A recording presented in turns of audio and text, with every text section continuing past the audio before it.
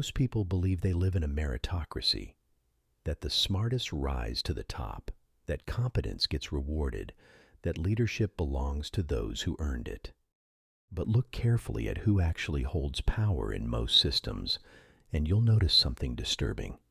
It's rarely the most capable, it's rarely the most insightful, it's rarely the ones who see clearly. More often than not, it's the ones who perform confidence without substance, the ones who speak with certainty about things they don't understand, the ones who promise simple solutions to complex problems, the fools. And the strangest part is not that fools seek power.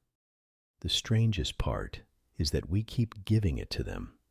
There is a pattern that repeats across every system, every organization, every government, every hierarchy.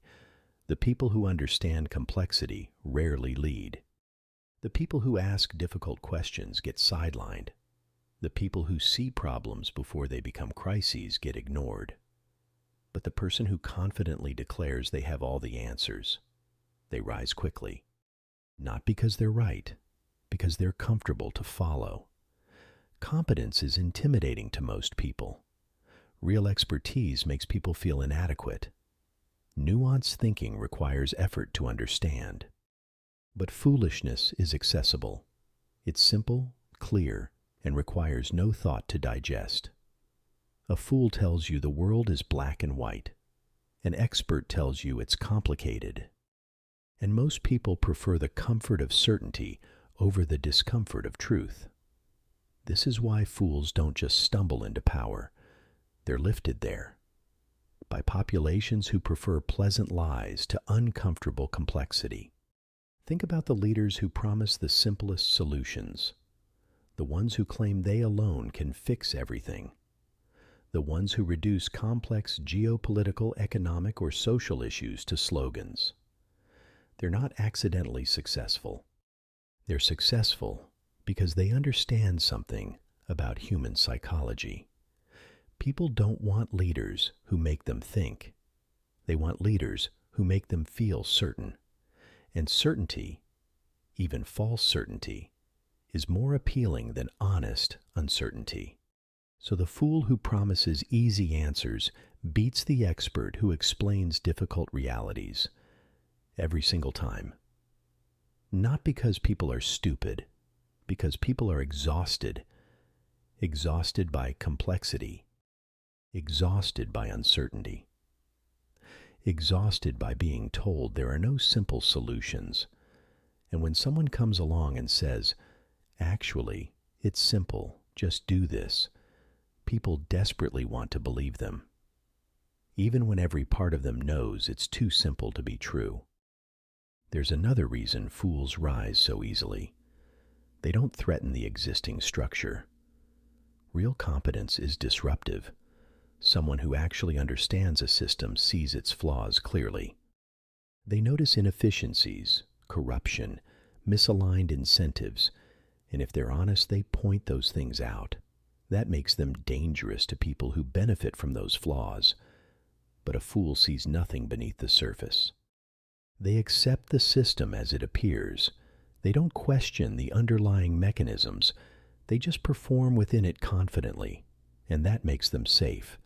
Safe to the people already in power who don't want disruption. Safe to the system that doesn't want examination. Safe to everyone who benefits from things staying exactly as they are. So the fool gets promoted, while the competent person gets labeled as difficult. The fool gets resources, while the expert gets dismissed as overthinking. The fool gets celebrated, while the observer gets pushed to the margins. Not because the system is broken, because the system is working exactly as designed, to preserve itself, not to optimize itself. Watch how organizations operate when choosing leaders. Do they choose the person who identifies problems, or the person who ignores problems while projecting confidence? Do they choose the person who asks uncomfortable questions, or the person who reassures everyone things are fine? Do they choose the person with deep expertise, or the person who can simplify everything into talking points. Almost always, they choose the latter. Not because it's better for the organization, because it's more comfortable for the people making the decision. Hiring someone smarter than you is threatening. Hiring someone who sees flaws you don't see is uncomfortable. Hiring someone who might expose your own incompetence is terrifying. But hiring someone who makes you feel smart by comparison, someone who doesn't threaten your position, someone who's easy to control because they don't understand the deeper dynamics, that feels safe. So fools get selected for leadership not despite their foolishness, but because of it. There's a social dynamic at play too. Fools are likable in a way experts often aren't. They're agreeable, pleasant, non-threatening in conversation. They laugh easily, never make anyone feel stupid, never complicate things. An expert might correct you when you're wrong. A fool will nod and agree with whatever you say. An expert might explain why your idea won't work. A fool will enthusiastically support it without understanding it. An expert might create tension by pointing out problems. A fool will maintain harmony by ignoring them. And in social systems, being liked often matters more than being right. People vote for likability. They promote based on comfort. They follow based on how someone makes them feel, not what that person actually knows.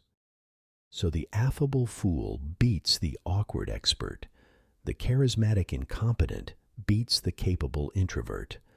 The confident idiot beats the uncertain genius. Because leadership selection is social, not meritocratic. And social selection favors performance over substance. Here's the part most people never admit. We don't just passively allow fools to rule us, we actively prefer them. Because fools don't make us feel inadequate. They don't challenge our assumptions. They don't force us to think harder or question our beliefs. They just confirm what we already think and make us feel smart for thinking it. A fool leading us means we don't have to follow someone we feel inferior to. We don't have to admit someone understands things we don't. We don't have to feel small in comparison. We can feel like we're on the same level as our leaders. And that feels good, even when it's destroying us. Think about how uncomfortable it is to follow someone genuinely brilliant. Someone whose intelligence makes you feel inadequate every time they speak. Someone whose insights reveal how much you don't understand. Someone whose competence highlights your own limitations. Most people can't handle that for long. It's psychologically exhausting to constantly feel less than, so we gravitate toward leaders who don't make us feel that way. Leaders who are relatable, accessible just like us. And if just like us means limited understanding and overconfidence, we accept that trade. Because it's more comfortable than following someone who makes us feel small. This is why populism works so effectively. The populist leader is always one of us. Not smarter, not more capable, just angrier at the same things. They don't have complex policy proposals. They have simple enemies to blame. They don't offer nuanced solutions. They offer emotional validation. And populations eat it up, not because they're uniquely gullible, because they're exhausted from feeling powerless and confused. And the fool offers them something the expert never can.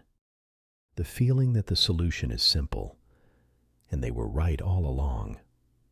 There's a deeper mechanism here too. Systems don't just tolerate fools in leadership, they require them. Because systems built on flawed foundations can't survive real scrutiny. They need leaders who won't examine too closely, who won't ask why things are structured the way they are, who won't question whose interests the system actually serves. A competent leader with genuine understanding is a threat to any corrupt system. They'll see the inefficiencies, the graft, the misaligned incentives, and if they have integrity, they'll try to fix them, But a fool sees nothing wrong because they don't understand the system deeply enough to see its flaws. They just operate within it, accepting its logic without question. And that acceptance preserves the system exactly as it is. So corrupt systems actively select for foolish leadership, not as a bug, but as a feature.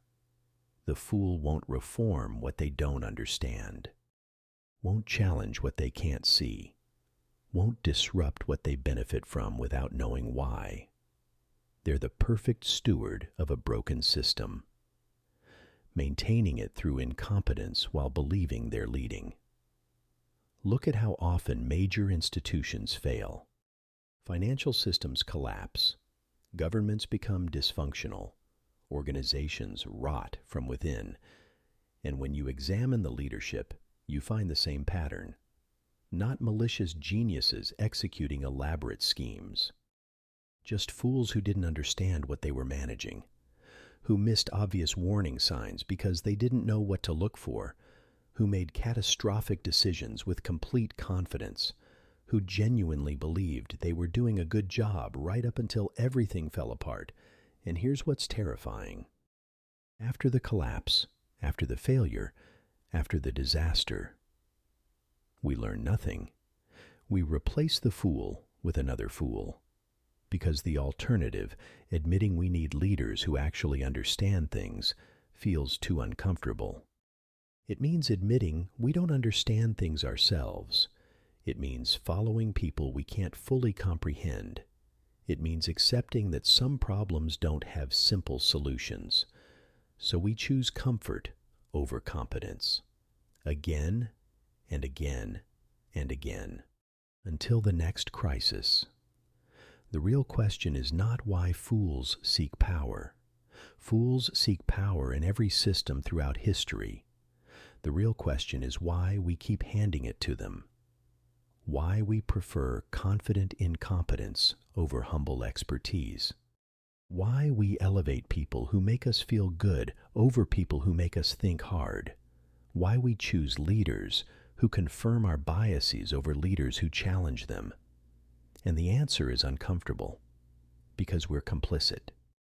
Every time we vote for the candidate with the simplest message over the one with the most thoughtful policy. Every time we promote the likable employee over the competent one. Every time we follow the charismatic fool over the awkward expert. We're choosing this. Not because we're forced to, because it's easier. Easier to follow someone who doesn't make us feel inadequate. Easier to believe in simple solutions than confront complex realities. Easier to stay comfortable in our ignorance than admit how much we don't understand. So we get the leaders we deserve, not the leaders we need, the leaders we're comfortable with, and we stay comfortable right up until the moment everything collapses. Then we act surprised, as if we didn't choose this, as if we didn't elevate the fool ourselves, as if we didn't prefer the pleasant lie to the difficult truth. But we did, and we'll do it again. Because the alternative requires something most people aren't willing to give. The humility to follow someone smarter than them. The patience to accept that some problems are genuinely complex. The courage to choose competence even when it's uncomfortable.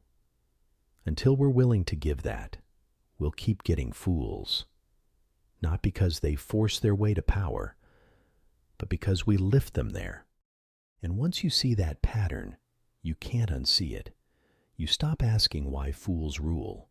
You start asking why we keep choosing them, and whether we'll ever choose differently.